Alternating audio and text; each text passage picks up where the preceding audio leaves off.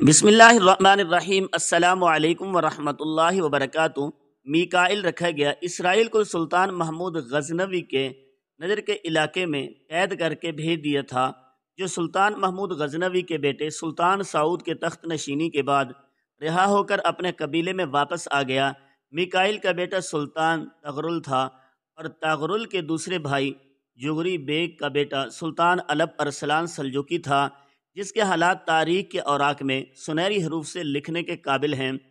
اس طرح سلجوقی قبیلے کو اگر فریاسیاب کی اولاد میں سے تسلیم کر لیا جائے تو وہ ترک نہ تھا بلکہ کیانی قبیلہ تھا۔ ترکستان میں رہنے والے ترک یعنی تتاریوں نے بھی بارہا ایران اور خراسان میں اپنی ترک تاز دکھائی۔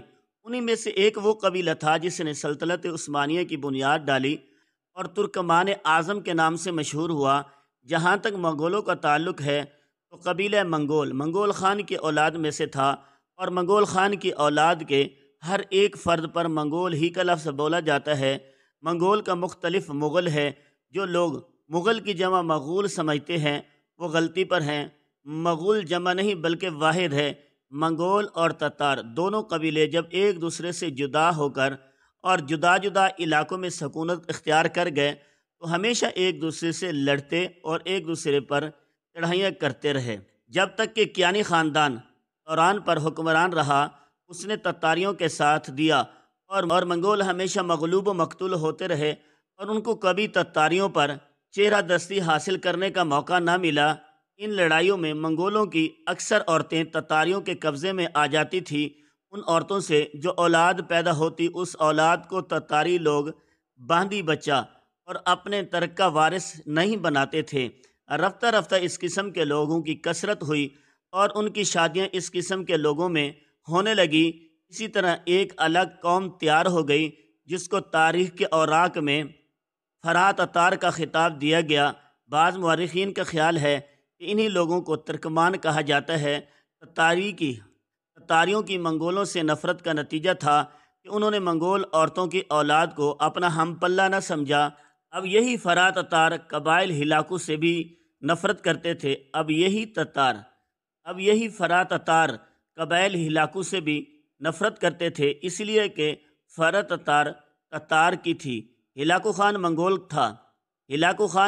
تھا۔ منگولوں اور تتاریوں کے جو قدیم اور پرانی دشمنی چلی آ رہی تھی، لہذا ان فرا تتار قبائل نے برکائی خان کے ہمسائے میں ایک کوہستانی سلسلے کے اندر سکونت اختیار کر لی تھی، جبکہ ہلاکو خان کے خلاف برکائی خان بھی ان فرا تتار قبائل کی پشت پناہی کر رہا تھا۔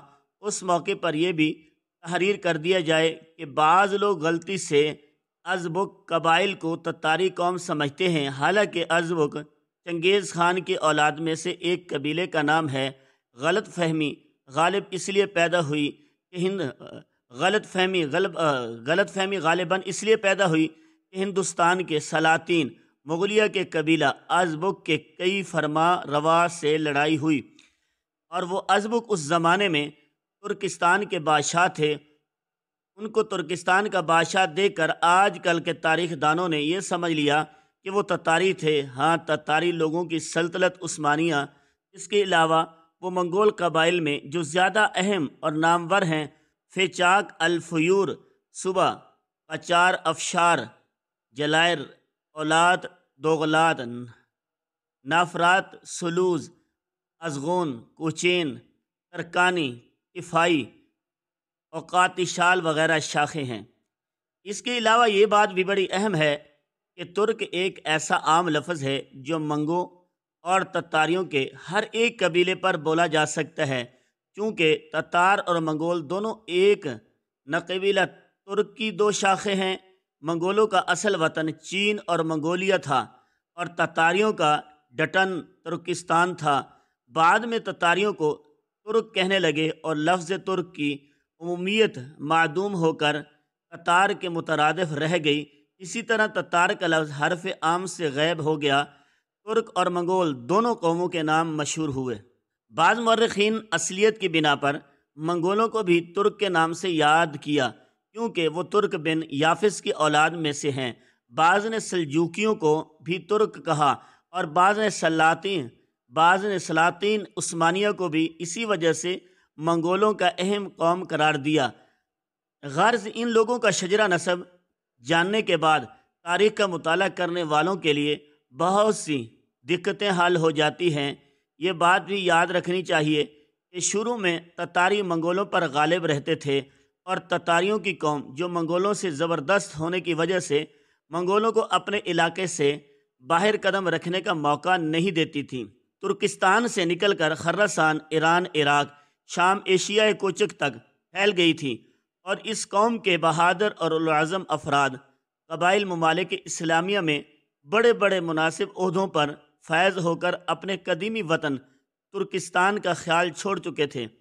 ان میں ہر قسم کی تہذیب اور شائستگی آ گئی تھی، اور منگول قوم کشتی دشمن ان کے راستے میں الگ ہو چکا تھا۔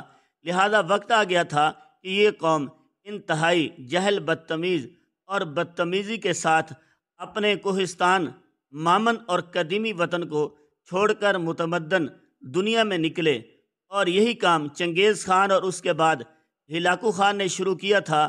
بہرحال ہلاکو خان کے لشکر میں جو فرات تار لوگ تھے وہ نہایت اعلیٰ پائے کے جنگجو تھے۔ دو برکائی خان کے ہمسائے میں کوہستانی سلسلوں کو اپنا ملجا اور ملاوٹی بنا رہے تھے، اور